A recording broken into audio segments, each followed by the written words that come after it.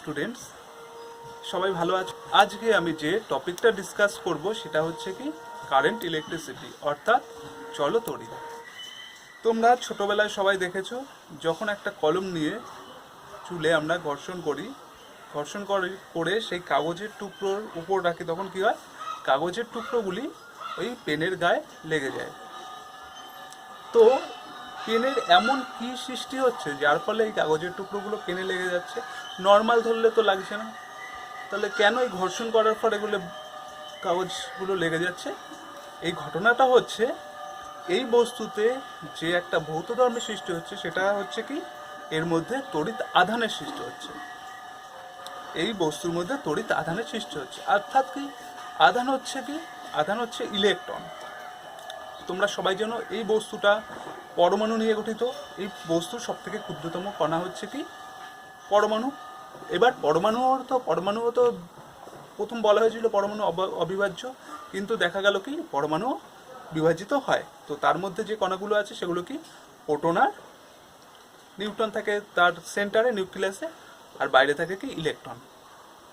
তো সেই ইলেকট্রনগুলি ঘর্ষণের ফলে ইলেকট্রনগুলি অন্য বস্তুতে যখন চলে যায়, তখন এর মধ্যে কি হয়, এর মধ্যে ইলেকট্রন কম হয়। এই বস্তুটা প্রথম প্রাথমিক অবস্থায় নিস্তড়িত ছিল, অর্থাৎ এর মধ্যে প্রোটনের সংখ্যা আর ইলেকট্রনের সংখ্যা কি ছিল, সমান ছিল, যার ফলে ছিল নিস্তড়িত। যখন এই বস্তু থেকে আর ঘর্ষিত বস্তুতে ইলেকট্রন চলে গেল, তখন এই বস্তুর মধ্যে কি ধনাত্মক আধানের সৃষ্টি হলো। অর্থাৎ এর মধ্যে ধরলাম আমি প্রথমে 10টা প্রোটন ছিল, 10টা ইলেকট্রন ছিল। এই বস্তুতে 15টা প্রোটন, 15টা ইলেকট্রন।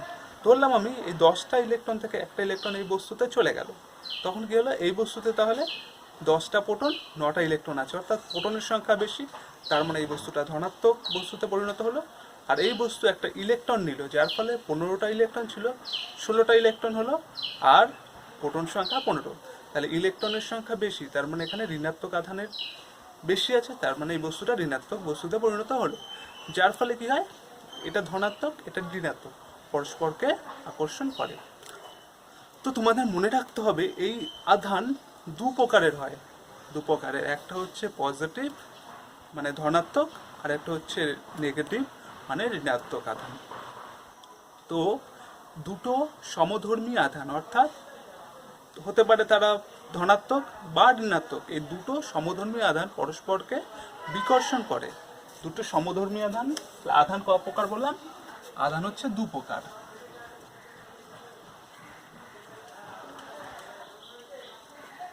একটা হচ্ছে তোমার ধনাত্মক,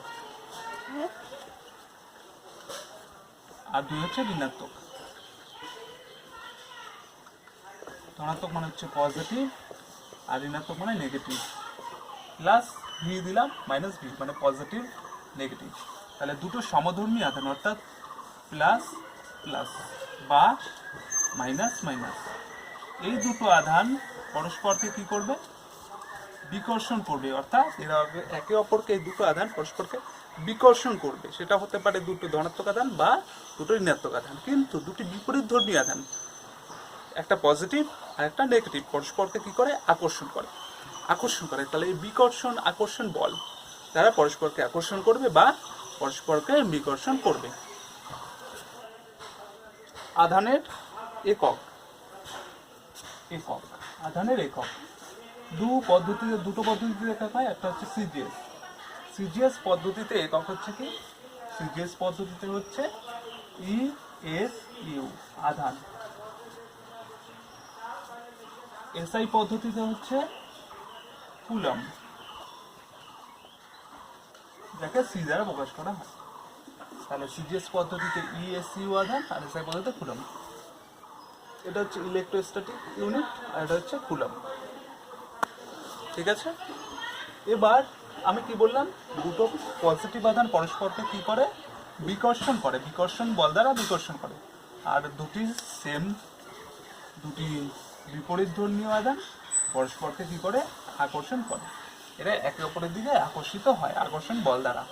তাহলে এই দুটো আধান পরস্পরের দিকে বিকর্ষণ হচ্ছে বা আকর্ষণ হচ্ছে, এই যে বল, এই বলের মান পরিমাপ করেন বিজ্ঞানী কুলম। তাহলে দুটো আধানের মধ্যে হতে পারে সেটা বিকর্ষণ বল বা সেটা আকর্ষণ বল। এই বলের মান পরিমাপ করেন বিজ্ঞানী চার্লস কুলম্ব। তিনি একটা সূত্র দিয়েছিল, সেই সূত্রটা হচ্ছে কি, দুটি বিন্দু আধানের মধ্যে আকর্ষণ বা বিকর্ষণ বল আধান দুটির গুণফলের সমানুপাতিক আর মধ্যবর্তী দূরত্বের বর্গে ব্যস্তানুপাতিক। ধরলাম দুটো বিন্দু আধান, একটা আধান হচ্ছে Q1 আধান, এটা Q1 হচ্ছে এই আধানের মান, আর একটা R দূরত্বে আর একটা আধান আছে, তার মান হচ্ছে Q2। পরস্পর থেকে আর পরস্পর এরা R দূরত্বে আছে। তাহলে এদের মধ্যে আকর্ষণ বা বিকর্ষণ বল কি বলেছিল কুলম্ব? বলেছিল এদের দুজনের মধ্যে আকর্ষণ বল বা বিকর্ষণ বল যদি F হয়, তাহলে আকর্ষণ বল কখন হবে? যখন দুজনের মধ্যে বিপরীত আধান থাকবে, আর বিকর্ষণ হবে দুজনের মধ্যে সম আধান থাকবে। তাহলে এই দুজনের মধ্যে আকর্ষণ বা বিকর্ষণ বল যদি F হয়, তাহলে F সমানুপাতিক কার? আধান দুটির গুণফলের সমানুপাতিক, অর্থাৎ Q1 গুণ Q2। এবং এই বল এর মধ্যবর্তী দূরত্ব তার বর্গের ব্যস্তানুপাতিক। দূরত্ব কত? আর তার বর্গ মানে কি? আর এর বর্গ কত? আর স্কয়ার। আর ব্যস্তানুপাতিক মানে 1/r স্কয়ার। তাহলে A proportional to 1/r square. তাহলে এই দুটো সূত্র থেকে আমরা কি পাচ্ছি? দুটো যদি একসঙ্গে লেখা হয়, F সমানুপাতিক উপরে Q1 Q2 নিচে r স্কয়ার। প্রপোর্শনালিটি চিহ্ন যদি তুলে দিতে হয়, তাহলে আমরা কি লিখব? F সমান সমান একটা ধ্রুবক আনতে হবে K, Q1 Q2 by r square. K হচ্ছে কি? একটা ধ্রুবক। K হচ্ছে একটা ধ্রুবক। এই K, এই ধ্রুবকের মান নির্ভর করে এই আধান দুটি কোন মাধ্যমে রাখা আছে, বায়ু মাধ্যম না অন্য কোনো মাধ্যম, তার উপরে এই K এর মান ডিপেন্ড করে। আর হচ্ছে K এর মান কোন পদ্ধতিতে করা হচ্ছে, সেটা সিজিএস পদ্ধতি না এসআই পদ্ধতিতে, তার উপর ডিপেন্ড করে। সিজিএস পদ্ধতিতে K এর মান হচ্ছে 1। সিজিএস পদ্ধতিতে এই K এর মান সিজিএস পদ্ধতিতে 1, আর এসআই পদ্ধতিতে হচ্ছে 9 × 10⁹ একক। এককটা আমি বের করব। সিজিএস পদ্ধতিতে তেমন করা হয় না, ওগুলো এসআই পদ্ধতিতেই করা হয়, এবং এককটা এসআই পদ্ধতিতে কি হয় দেখাচ্ছি। বলের একক কি? তাহলে এই সমীকরণ দেখো তোমরা, এই সমীকরণ থেকে যদি আমি K এর মানটা বের করি, তাহলে K সমান সমান কি হবে? এই সমীকরণ থেকে F টা উপরে আছে, r স্কয়ার যাবে F এর সঙ্গে, F গুণ r স্কয়ার, আর নিচে কি আছে? Q1 Q2। এই দুটো Q1 Q2 নিচে চলে আসবে, নিচে আসবে, তাহলে F Q1 আর Q2। তাহলে এসআই পদ্ধতিতে এককটা কি হচ্ছে? এসআই পদ্ধতিতে করছি এর একক। বলের একক কি? নিউটন। নিউটন এন দ্বারা প্রকাশ করা হয়, নিউটন। আর মানে দৈর্ঘ্য, দৈর্ঘ্যের একক কি? এসআই পদ্ধতিতে মিটার, স্কয়ার আছে বলে নিউটন মিটার স্কয়ার। আধানের একক কি? Coulomb, C. তাহলে দুটো আধান আছে মানে কুলম্ব স্কয়ার, তার মানে কি দাঁড়াচ্ছে? Newton metre square per coulomb square. এটা হচ্ছে কি এর একক। এটা মনে রাখবে, এটা খুব ইম্পর্টেন্ট, এটা পরীক্ষা কিন্তু এককটা আসে, এমসিকিউ আসতে পারে এর এককটা এসআই পদ্ধতি।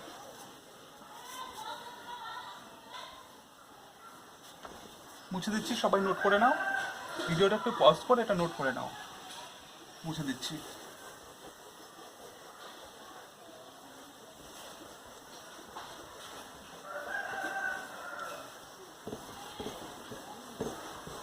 তাহলে আমরা কি পড়লাম? F সমান সমান কি পড়লাম? K Q1 Q2 by r square. এখন সিজিএস পদ্ধতিতে K এর মান হচ্ছে 1। K এর মান 1।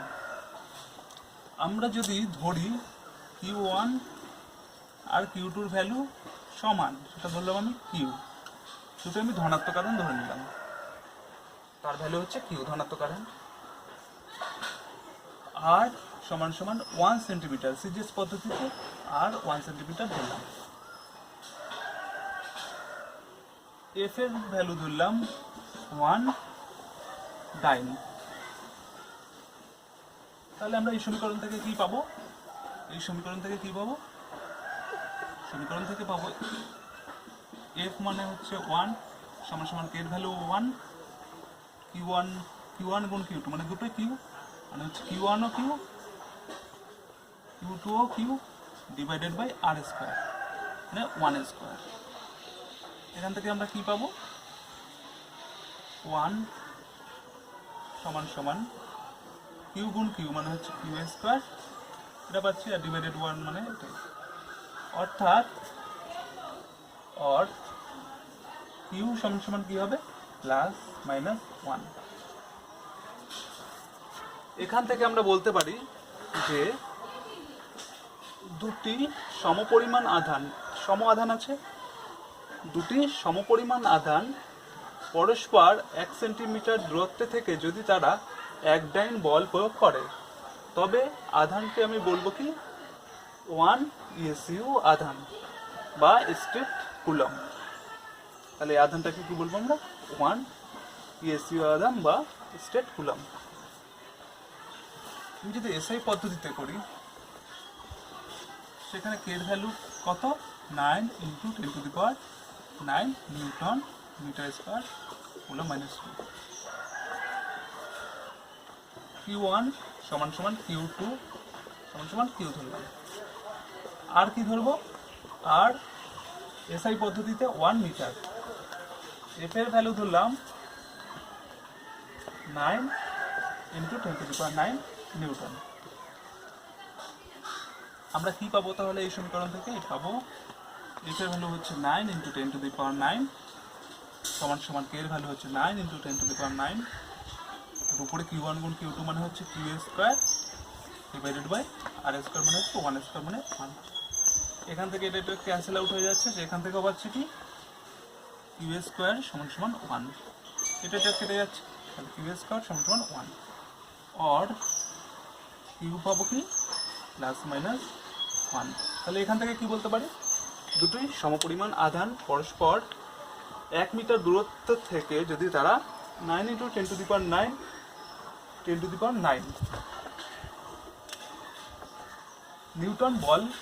নিউটন বিকর্ষণ বল প্রয়োগ করে, দুটোই ধনাত্মক আধান বিকর্ষণ বল প্রয়োগ করে, তবে সেই আধানকে কি বলা হবে?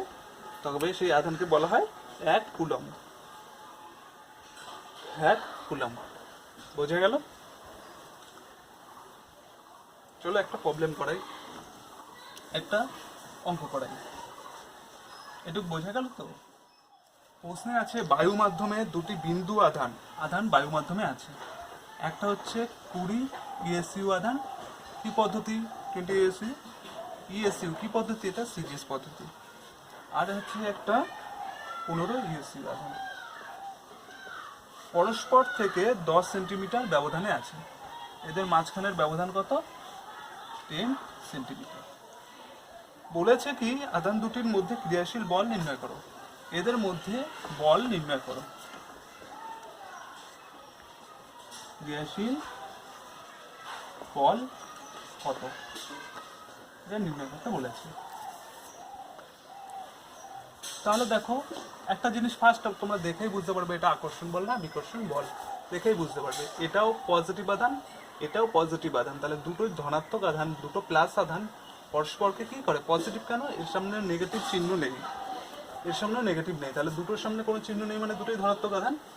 দুটো ধনাত্মক আধান পরস্পরকে, দুটোই ধনাত্মক আধান, এরা পরস্পরকে কি বল প্রয়োগ করবে? আকর্ষণ না বিকর্ষণ? পরস্পরকে কি বল বলো বলো? পরস্পরকে করবে এরা বিকর্ষণ বল। সম আধান আছে, তাহলে সেই বলের মান কত হবে? সূত্র কি ছিল? এ সমান কে কিউ1 কিউ2 বাই আর স্কয়ার। কে এর ভ্যালু কত? সিজিএস পদ্ধতি না এটা? সেন্টিমিটার ইএসইউ সিজিএস পদ্ধতি। তাহলে কে এর ভ্যালু কত? 1। তাহলে কে এর ভ্যালু 1, কিউ1 গুণ কিউ2 20 গুণ 15, আর নিচে আর স্কয়ার মানে 10 স্কয়ার মানে 10 গুণ 10, 0 0 কাটলাম, 5 দুগুণে 10, 5 তিনে 15। 3 বলের একক কি হবে? ডাইন না নিউটন? সিজিএস পদ্ধতিতে অঙ্ক করছি, সিজিএস পদ্ধতিতে বলের একক কি?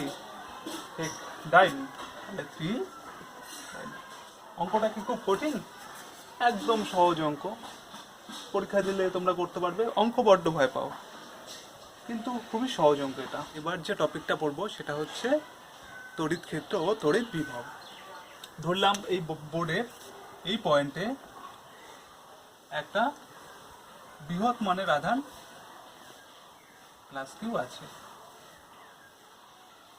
এই আধান থেকে একটা কিছু দূরত্বে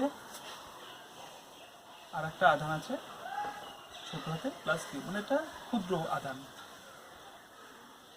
তো এই আধানটা ও বিন্দুতে আছে, এই আধানটা আছে এ বিন্দুতে। তো এই আধানের উপর একটা বল প্রযুক্ত হবে, সেটা কি বল হবে? আকর্ষণ না বিকর্ষণ বল? দুটোই ধনাত্মক আধান আছে, তাহলে হবে বিকর্ষণ বল। তাহলে সেই বলটা কোন দিক বরাবর কাজ করবে? এই আধানটা ওকে বিকর্ষণ করছে, ওই দিকে পাঠিয়ে দেবে আধানকে, তার মানে হচ্ছে ও এ বরাবর একটা বিকর্ষণ বল কাজ হবে। আর একটা আধান মাইনাস কিউ আধান এই পয়েন্টে আছে, বি পয়েন্টে।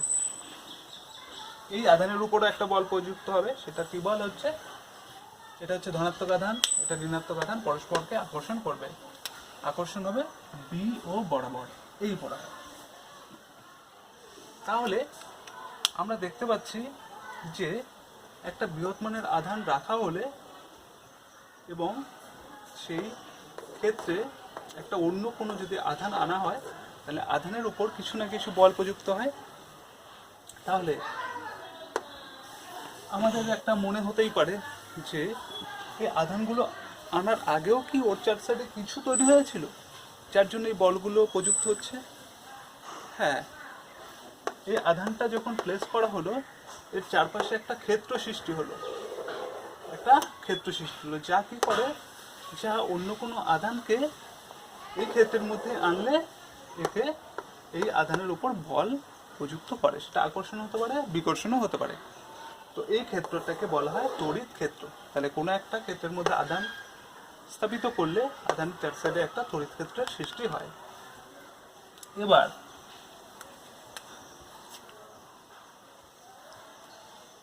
একটা একক ধনাত্মক আধানকে আমি, একক ধনাত্মক আধান আছে ই বিন্দুতে, আধানের উপর একটা কি বল প্রযুক্ত হচ্ছে? ই বিন্দুতে ধনাত্মক আধান আছে, একটা বিকর্ষণ বল প্রযুক্ত হচ্ছে। এবার আমি আধানকে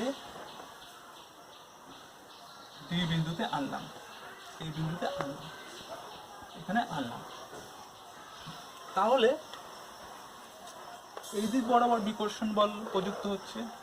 আমি আধানটাকে বলের বিপরীত দিকে সরণ ঘটালাম, আধানটাকে বলের বিপরীত দিকে সরণ ঘটালাম।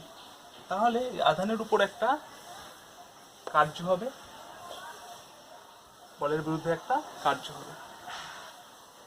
এই কার্যটা কি করবে? কার্যটা কোথায় যাবে? এই কার্যটা আধানের মধ্যে স্থিতি শক্তি হিসেবে জমা হবে। দেখা যাবে যদি আমি আধানটাকে এনে ছেড়ে দেই, তাহলে আধানটা আবার ডি অভিমুখে চলে যাবে। আধানটাকে আমি এখানে আনলাম, এনে ছেড়ে দিলাম, আধানটা কি হলো? স্প্রিং এর মতো আবার ওদিকে চলে গেল। কেন হলো? আমি কি বললাম, যখন আধানটাকে এই প্রান্তে আনা হলো, তখন আধান, আমি একটা কার্য করছি, সেই কার্যটা কোথায় সঞ্চিত হচ্ছে? আধানের মধ্যে স্থিতি শক্তি রূপে সঞ্চিত হচ্ছে। যখন আমি এই আধানটাকে ছেড়ে দিলাম, তখন কি হলো? স্থিতি শক্তি গতি শক্তিতে রূপান্তরিত হলো, আর আধানটা ওই বরাবর চলে গেল। এবার তাহলে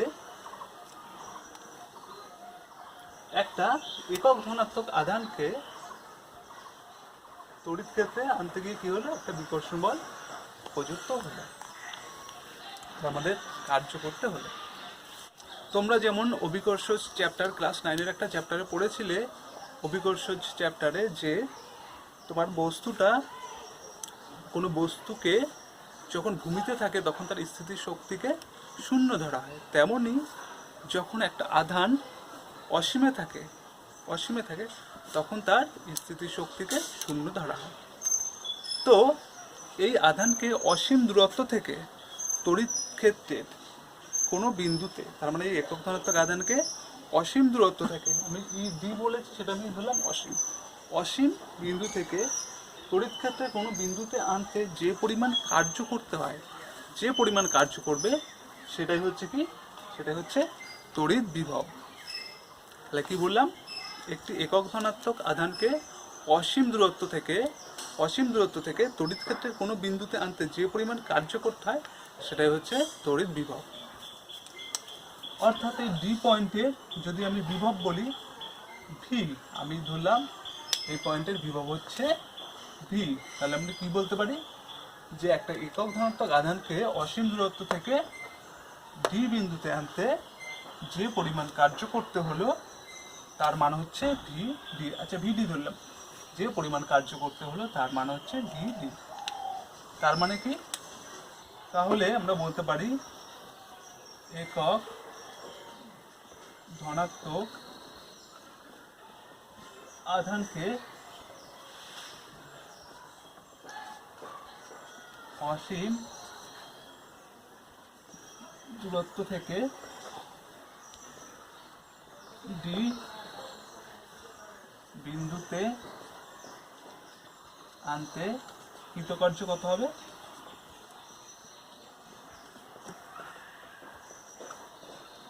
কৃতকার্য হলো ভি।